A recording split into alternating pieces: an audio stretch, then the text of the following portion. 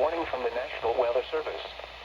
The National Weather Service in Chicago has issued a flash flood warning for Winnebago County in north-central Illinois until 11 p.m. At 7:26 p.m., Doppler radar indicated thunderstorms producing heavy rain across the warned area. Up to 2 inches of rain have fallen. The expected rainfall rate is 1 to 2 inches in 1 hour. Additional rainfall amounts up to 2 inches are possible in the warned area. Flash flooding is ongoing or expected to begin shortly. Hazard, flash flooding. Source, radar. Impact, rapid onset flooding of creeks, streams, drainage ditches, streets, underpasses, low-lying areas, and other poor drainage areas.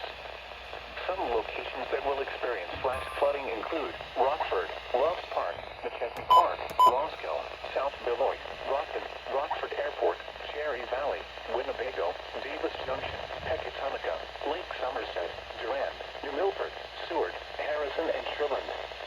A flash flood warning means rapid onset flooding is imminent or may already be occurring. Persons along creeks, drainage ditches, and other waterways should take immediate precautions to protect life and property.